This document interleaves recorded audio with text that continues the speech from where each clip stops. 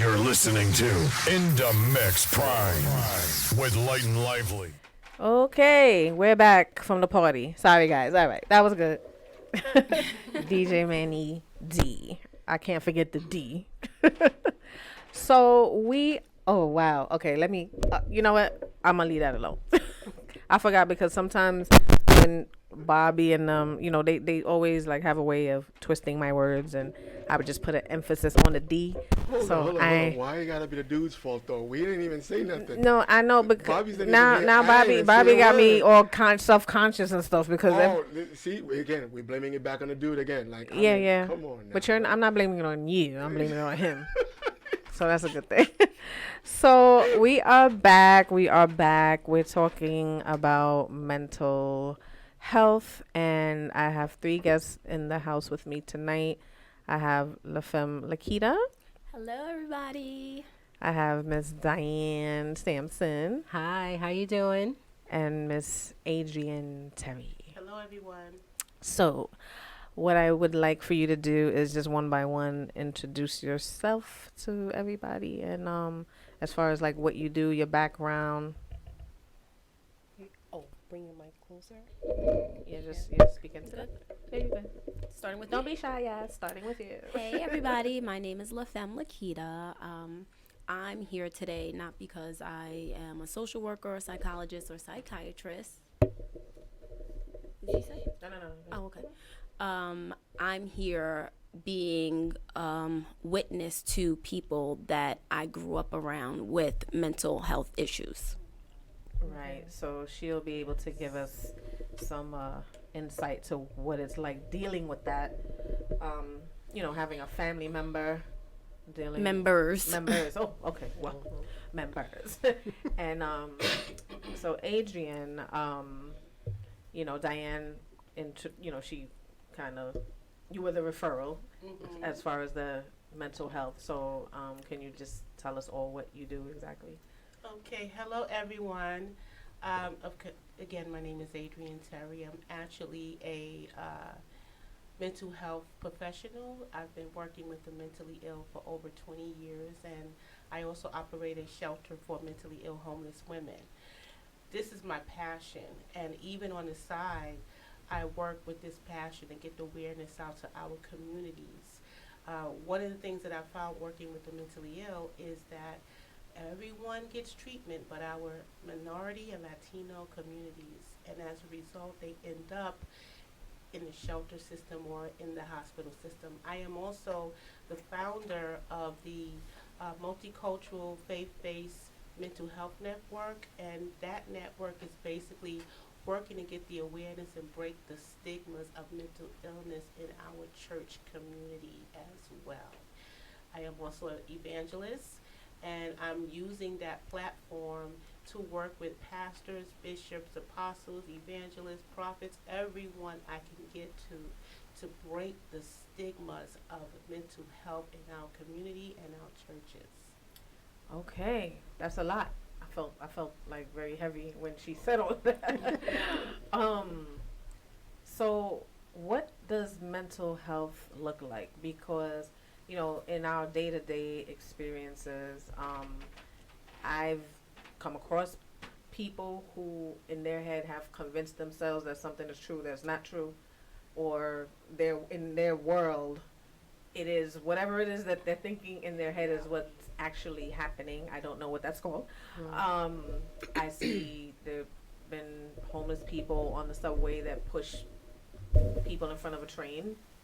I've seen people, talking to themselves. I don't know if this is funny or not, but I actually was pretending that I was crazy once, because people don't usually bother crazy people. So, I've done that on the subway.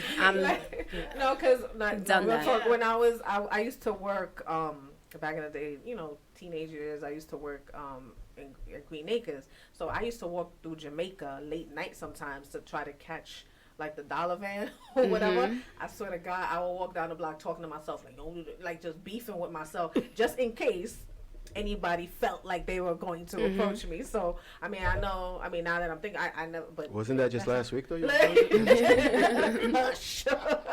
No, I don't go down there that often anymore. You know, I'm in the vehicle now. I don't got to deal with, you know, half of them. But yeah. So, you know, just a little. I mean, a little funny thing. I But thought I was the only one that did that. okay. In Jamaica, Queens. Yeah. Mine was Now in that Brooklyn. Yours in Brooklyn. But now that we got cell phones, it's okay to talk to yourself. Right. As like a female, you know, you're alone late night in the dark, walking through like a desert. You don't know who gonna pop out the woodworks Anywhere. or whatever. Yeah. So, so how do you go about helping someone, or how do you know that something is mentally wrong? Well, first, let me break down mental illness. Okay. So, there's different forms. You have anxiety disorders. You have post-traumatic stress disorders, and what that is someone who experienced some form of trauma and they relive the trauma. Something like our soldiers that come back from the army. Like you know, PTSD? Yes. Yes, that's it, post-traumatic. And we also have depression, which clinical depression, and we need to really break that down because there's something called situational depression and clinical depression. I think a lot of people, when they experience that in their situational depression in their life, which we all do, you know, the loss of a family member, loss of a job, any type of loss can bring about a situational, which you can heal from, but clinical is different. Then we have the psychotic mental health, which is the more the schizophrenia, which these are the people you see who are not in touch with reality. They're either having auditory hallucinations, hearing things, or delusions, or they're seeing things. So there's different forms and categories of mental illness. Nevertheless, if it's at a serious level, it needs to be treated. So I just wanted to break that down. There's actually over 200 mental illness diseases. I mean, simple things like what people don't, like ADHD, phobias. There's a whole slew Is of that different considered phobias. phobias is Yes. considered a Mental health issue. OCD, compulsive Yes. obsessive disorder, Disorders. people washing their hands Oh. 5 times, thinking, or you go back to your house because you think you left something out of place. Yeah, so and Hoarding. dementia. I might be Dementia is also a form of Damn. mental illness. Yes. Right. guilty. Okay. I wouldn't think that was a Yeah, mental it health is. issue. Yes. Depression, Eating disorders, paranoia, panic, yeah, anxiety, that's anxiety, yes. So Bipolar. bipolar, yes. let me ask about this whole bipolar thing. What exactly does it mean to be bipolar? Because I know that, is it like a split personality type of thing, or People think that, but it really isn't. It's just more or less mood. Like people have different moods that is more at a clinical level. So some people with bipolar disorders can be your coworkers. You I have can quite a notice few. them, these are people that try to complain a lot, try to put people down. Like you have a coworker who's constantly gossiping, talking about people, trying to deflate other people, making themselves feel better. Or they have some form of delusion. I mean, I've had staff members who felt offices was bugged, so yeah. So bipolar is just it's a personality disorder. It's a disorder that affects their personality and their social, the way they work, they deal with you socially and how they interact with people. It can get clinical because sometimes they do get to the point where they get at a low and they may start to think about self-destruction. And I wouldn't say suicide. Normally, these are the people who are abusing a lot of drugs, alcohol, a lot of alcohol abuse, because they become, high risk of sexual encounters, things that will cause harm to themselves. So yeah, that's bipolar. Now that can be treated with a mild medication and counseling. So okay, let me I'm gonna bring Lakita, La Femme Lakita into it because I know she has dealt with that type of thing. Do you want to share Yes. Sure. Okay. So I'll share a story. My mom was perfectly fine.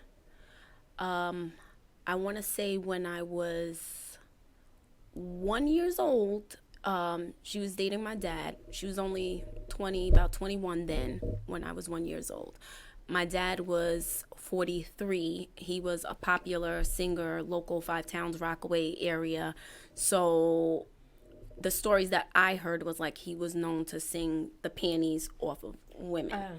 So Wow, he must my sound good. mom, back then, light skin was like the right skin. Light skinned woman, young, pretty, petite, hazel eyes. She started dating my dad. I was born. They she used to go to all the bars where he would perform. And one night, and this is the information I got from my grandmother after I started noticing things that were happening. She went to a bar in Five Towns area in Lawrence with some of her friends, and one of them, back then they called it slipping a Mickey, Right. Okay. which is lacing your drink. Right now with the whole Bill Cosby thing. But okay. Yeah. Okay. Someone slipped a Mickey in her drink, one of her friends. Instead of calling the police, they walked her to the beach. Now, where the bar was is in Lawrence area. The beach is all the way in Far Rockaway. You have to pass my mom's house to get to the Rockaways, because we're in it was a small town called Inwood. They took her to the beach to walk it off, and then they brought her home. She was hallucinating, losing it. My grandmother knew something was wrong. She called the police on the girls.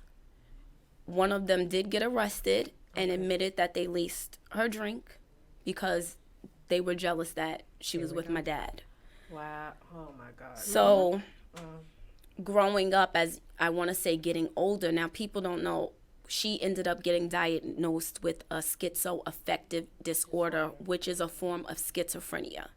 Is that was that because of the drug that Now I'm going to to chime into that. So now what happened is, come to find out, my grandfather had schizophrenia, and it's genetic, but it skips generations. So thank God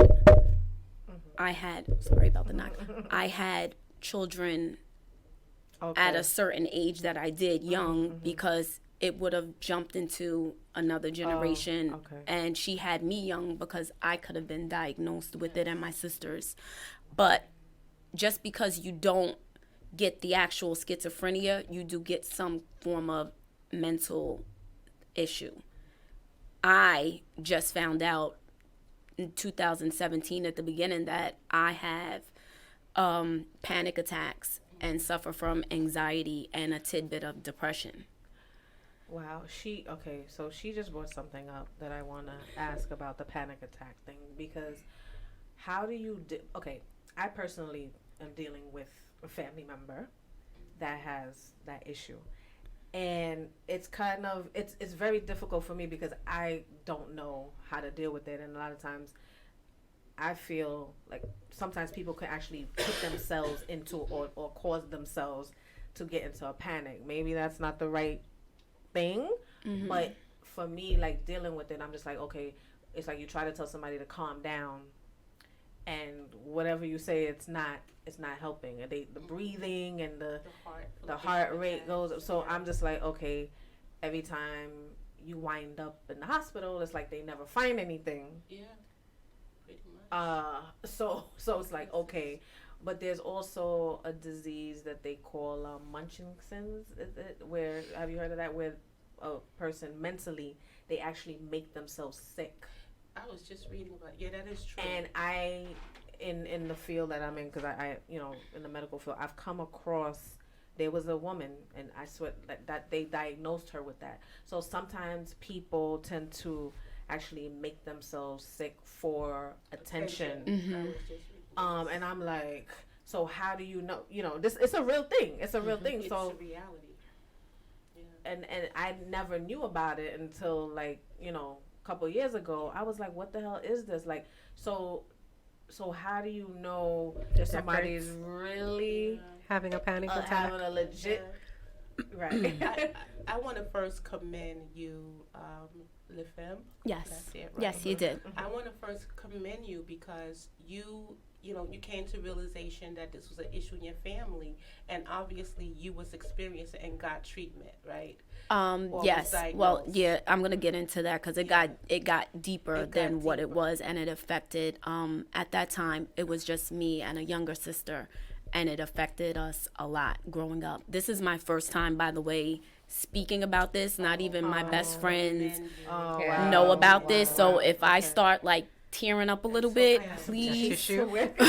forgive me. Yeah. And I just, All right, no, before it's you fine. go on, because I want to hear your story, I just want to tell you a little bit about what happened. When you said that your mother was in her young 20s, that automatically told me that this probably was generational. Yes. Because mental health is generational. Now, if she had a predisposition, which she probably did in her brain, with that generic trait, once you put drugs on top of that, It doesn't help at it all. comes out. And just to let you know, people who have a disposition of mental health, it normally manifests itself around 20, 21, 22. Yes. So they caught her that was awful, but they caught her at a right time because the disposition was already there. Right. And that drug sparked everything. That's Right. horrible. And then the thing with schizophrenia is people don't know that when they go in this phase and this paranoia and the hallucinations and they hear the voices and they see the spots and things before the objects before their eyes, their loved ones and closest family become the enemy.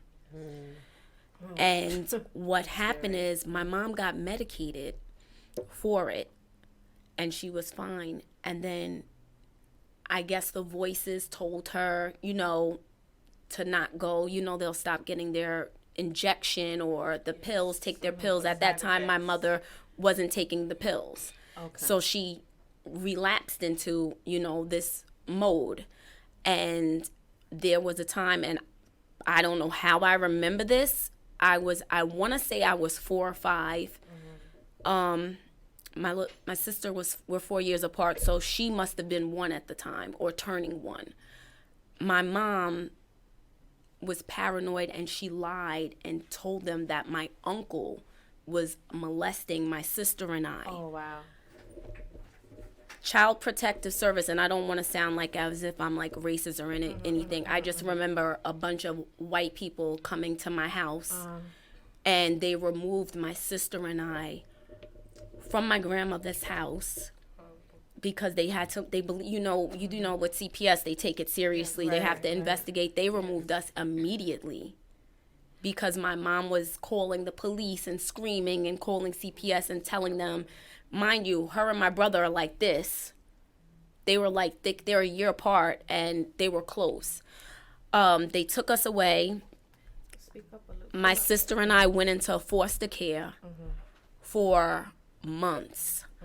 All I could remember as if they were pulling me and I'm screaming for my grandmother to help us.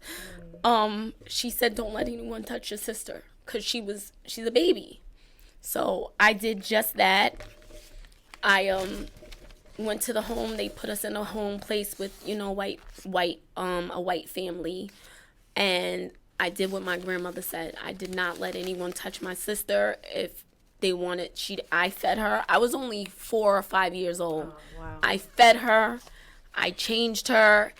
And my grandmother and one of my aunts fought hard. They had to use all their money, all their savings to get an attorney to get us out of there. They had to prove to the court and go to a court and let them know that my mom was mentally ill and that she made all of this stuff up. Wow. And they had to go get all this information. And by the grace of God, I'm very grateful and appreciative of my grandmother to this day because we would have been in the system. Yeah. Wow. I'm really sorry. Like I'm trying not to. What happened to your That's uncle? crazy. Because He Did they, also, arrest him or? yeah, he got arrested wow. also when he didn't do anything. Right. They even examined us and saw that nothing was wrong. But back then, they have to they have to take you. They have to investigate until they get the full clear. Story. Even if it's medically exam comes out negative, they still have to do it. So when they found out and they got the papers and they took my mother to court, my grandmother ended up getting guardianship of us from that, which she had even when my mom got better. She still kept the guard. They gave it to her because she was in and out of the hospital from then on. Like, I've had stories where, you know, my mother was violent. She was a violent schizophrenic. She would fight my grandmother. Wow. I would have to try to break my grandmother and my mother up because I'm torn, because I know my mom's mentally not right, but I don't want anything to happen to my grandmother because she's taking care of me.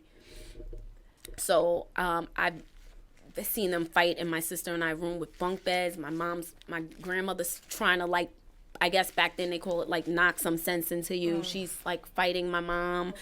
So it's like, okay, in the this is okay. I'm listening to this and I'm like, I can't even imagine. So for someone like dealing with a situation like that, how does, like, a family member? How do we deal with dealing with, you know, a person who has that mental disorder? Because, you know, a lot of time you mentioned situational depression, and I feel like I'm dealing with that. I don't want to put nobody on blast, but to the point where I feel like it's affecting me, where I'm sitting there and I'm like, okay, you kind of feel helpless, like there's nothing really you can do. Like, you try to talk to the person, there's always something wrong with them. You know what I'm saying? Like, can I interject? Yes. Actually, what you experience is called vicarious trauma. Oh. And that is when you are traumatized by somebody else's experience. Mm-hmm. I didn't even know that was a thing. Yeah. So, yeah, you can be traumatized through somebody else's experience and sharing them, helping them get through that experience. And a lot of children also experience that with parents who are mentally ill. They're experiencing a lot of trauma. And your mother is kind of the young ladies I work with daily, that type of who have had families and burned bridges and things like that. And that's one of my passions too, is to get education and support to minority families. Right. Because, you know, we can't all the time afford the type of treatment that our loved ones need, and also the support that the families need. You should have been in therapy. Your grandmother should have been in therapy. You should have had support systems set in place. You should have had counseling. There's so many things that our communities don't do because they don't know. Right. And as a result, here you are, a child fighting between you and your grandmother. That's traumatic. Yeah. So I would say, you know, I'm just hoping and praying that, you know, our awareness get out, the support systems get out, programs start to really look at supporting people, and that we understand that there's trauma. Like in your case, the person that you're dealing with, you are really traumatized through the experience. Just to give an example, a lot of case managers who sit down with clients and do like psychosocials and take information, Right. and they sit there and hear about this day after day Yeah. I can imagine. they get traumatized, Yeah. you know. So the only thing that I can truly recommend for anyone who's experiencing this is to get counseling. Right. We as Black people feel that therapists and counseling is a taboo. It is not. And I think that's Yes. what my grandmother thought, because, you know, she's raised in the South and they're old school, so they don't really believe in all of that stuff. Airing your business out And there. as they exactly. so call it. Manny, I'm sorry. I just She want. I had like issues where my mom would be fine, and the next thing you know, she's trying to take us out of the school, and the school would have to call my grandmother, like, because they're considering, because she doesn't have guardianship of us, they consider it kidnapping. Right.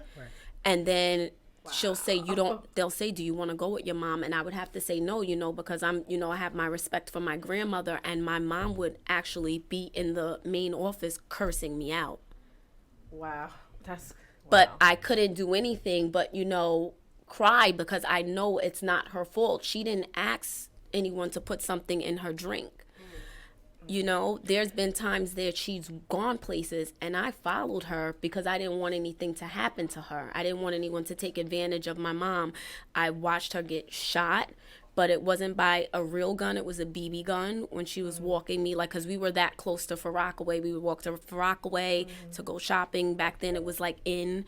I watched the dog attack her. She threw me on top of a car so the dog wouldn't bite me, like a big husky dog. And she got attacked by a dog. And people don't know another thing with mental illness, especially schizophrenia, that they use different like outlooks for their peace. There's some that they resort to, like the Bible. There's some that resort to drugs. Self-medicating. And that's their self-medication. And unfortunately, my mom's self-medication turned into drugs. Wow. She did cocaine. I actually don't even think she did cocaine. I think she jumped just from marijuana, which was cool back then, to straight crack. Okay, so wow, that's a lot. I wanted to bring Manny into the conversation because we were talking a little bit before the show, and you know, you said that you had some experiences with the mental. I mean, I work.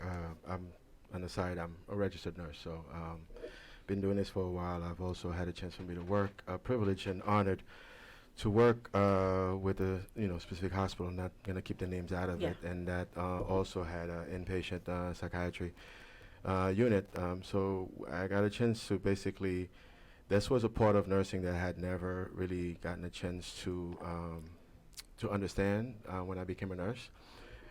Even as a nurse, when you graduate out of school, back in those days, it's they don't really prep you for that part of healthcare, to be honest with you, because you come out, prepped up for, med surg, OR, and all this other rotations. And even when you do psych, it's kind of like you go in there with this mind frame that all these folks, the moment they look at you, they're going to kill you. So you're always afraid to even help them, to be honest with you, because you feel like they're doomed already.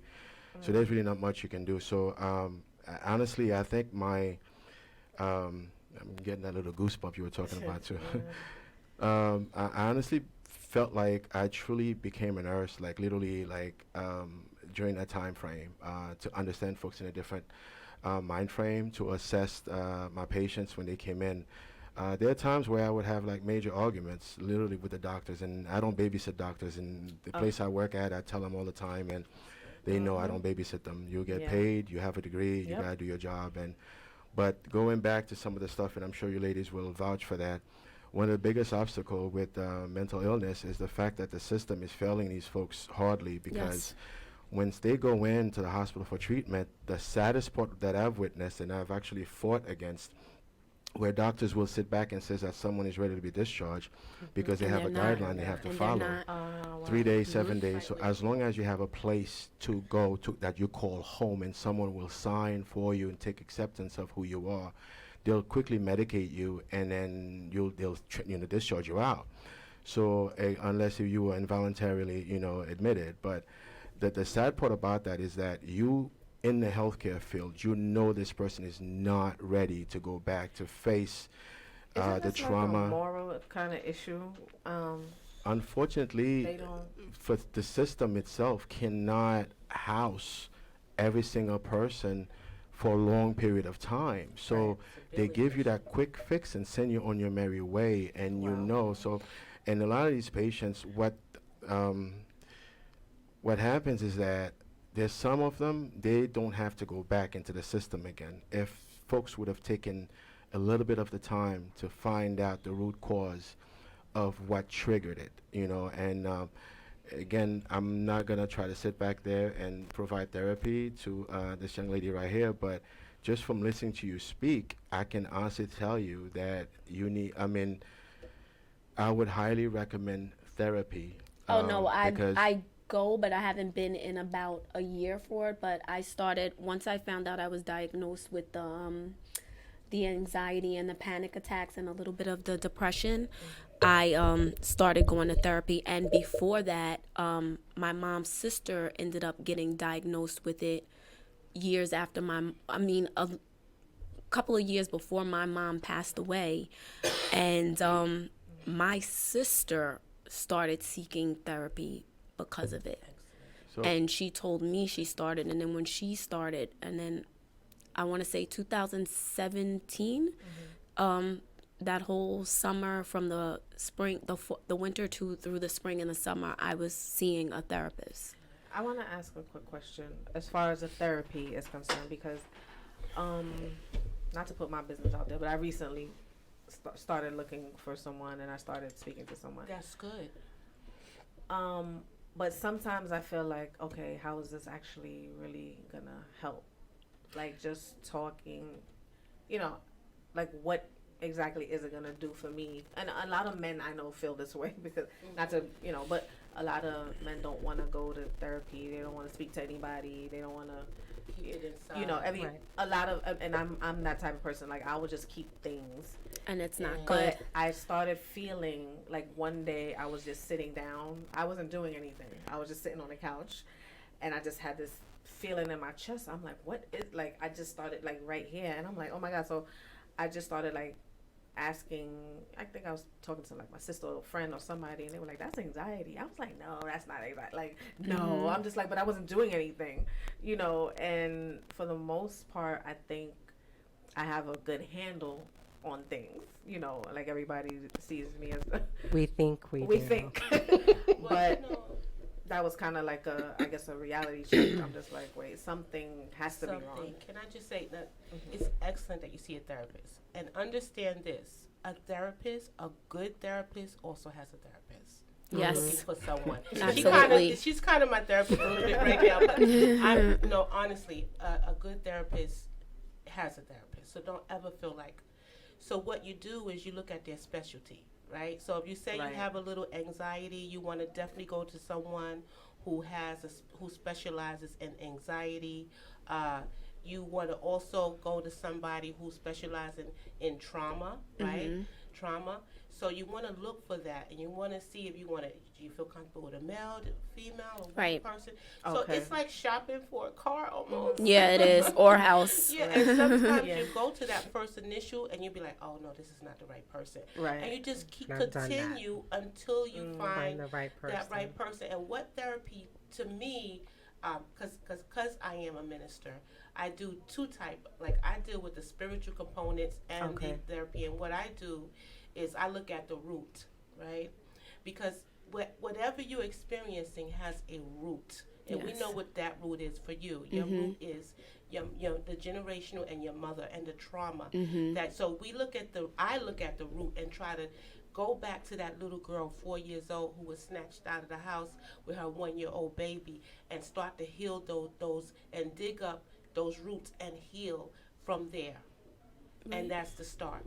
And that's what a good therapist do. They look at what you're going through and what is the cause of it. And whatever that point is, that's what we start working at. Right. All right, very Can I good. jump in? I was Sometimes- about to say, yeah. And ju- sometimes therapists, like when you talk through your problems, they help you process how you feel and what you're Right. thinking. So talking to them, they'll like advise you, okay, that's normal, and this is how.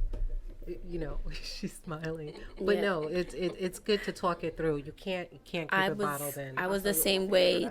I was the same way that you were. And then when I went and I spoke to this specific doctor, I would walk out of there feeling like a little bit every time Lighter. pressure off my shoulders, a little, like at ease a little bit, as if I guess you could say it like that.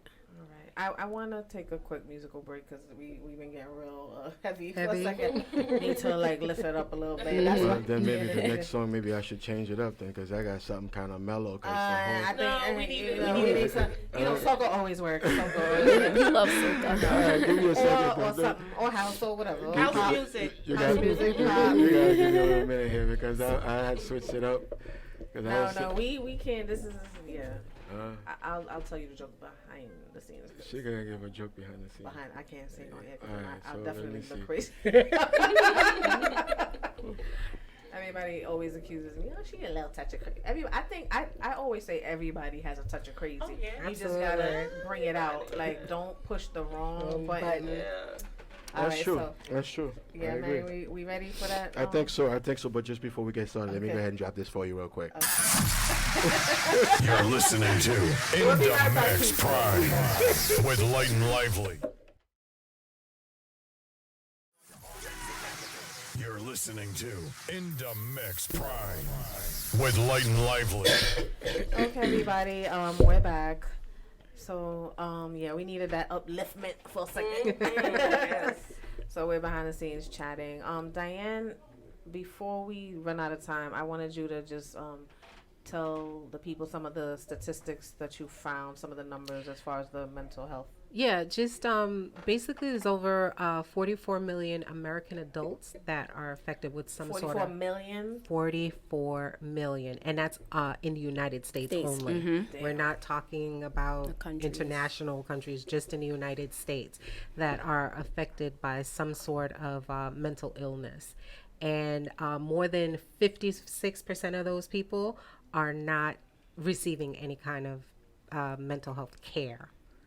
You know, so they're walking around just dealing with it, thinking that we're strong, different things like that. Black women syndrome, yeah. Right. So, and a lot of times these issues come out like there's a lot of suicide. Suicide over the last couple of years has been at a high percentage rate. And I know we were talking, Adrian and I, we were talking before about when you attempt suicide and you're not successful, like what happens afterwards. Like as a person, yes, she did a Facebook Live on that. Like how does that person deal with Right. life? How does the family deal with this person now to make sure that they don't attempt it again? And so it's crazy. Wow. So, we have about 4 minutes left. How? I don't know. This is a difficult. I don't even think we have enough time. Resources. But yeah, because like you said, our people don't really look for help, and everybody always turns to God. God is gonna fix that because that's how I grew up. And even now, it's like, okay, you have to pray, and I still do pray. Yeah, it's good to pray. It's good to and pray. see a therapist. Therapist, exactly. And pray and see a therapist. And if you need medication, Pray, take your medication, and see a therapist. And then I just wanted to say one last thing. I don't know how it happened, but my mom used to always come to her right mind when it came to my sisters and I when we needed her. I almost died from an asthma attack. I flatlined at 8 years old. I was in the hospital. I missed Christmas. That's how I found out there was no Santa. I had spent Christmas, Thanksgiving, New Year's in the hospital. But she always, even though she wasn't in her right mind, she received, like they get that SSI check or whatever. She always made sure my sister and I had what she needed before she medically treated herself with the crack. And she would even sell other drugs to get her drugs. And I'll never forget this, which is weird. It was my Sweet 16. We're getting ready for my Sweet 16. And I was getting ready to do my candle lighting. And my mother never showed up. And to find out, she got arrested that day and locked up. And she did 4 years in jail. Wow. I used to have to go to the jail with my grandmother. I was like my grandma, the way chicks be riding and dying for their shorties, my grandmother and I was ride or die for my mom, sending her. I would work in high school, send her care packages, write her letters. My mom's death anniversary was yesterday, so I still have letters. I was just reading some of the letters we would write back and forth. If something was up with me, she knew it. She would call me and, pray on it with me because, of course, they're giving her, now she's in jail, so she's getting her injections. Okay. She was fine. She knew something. I ended up, a teen pregnancy. She knew I was pregnant. When she figured it out, she called me. I don't want the thing to cut us off, but I'm really sorry that you went through all this stuff. And for anybody listening to the show, I guess the message would be just to get help. Just you know, Any just go resource and numbers? find someone to speak to. If it's your pastor, if you can't, somebody that you trust, find a therapist. And I just want to thank everybody for coming. Manny, thank you. Thank you, Manny. Do you guys quickly? I don't. You might have like a minute. Really quickly go ahead. for her to give Right, resources. just Yeah. some Go ahead. Resources. So just know that if you ever in need Turn of on my phone. a therapist, if you ever feel that you are a danger to yourself and others, if you want to commit suicide, definitely go to the nearest hospital. And also there's a suicide prevention hotline, which is 1-800-273-8255. And also you can call that if you have a family member going through a crisis as well. There's also a resource, and I know I don't have time, but I will give it to you. Okay, to post so, it. yeah, we're I'll gonna give post- you a few resources to post. Okay. And even training, free training on mental health first aid for New Yorkers, Okay. for adults and youth. So I will give you all that, and you can post it. Okay. Thank well. you guys. Thanks so Thank you much. for having you. us. All right, we're gonna Thank probably you. stay chat a little bit. Yeah, behind the scenes. absolutely. Definitely. Thank you for everyone tuning in, and I will be sharing the information as soon as I get it with you. Thanks again, guys.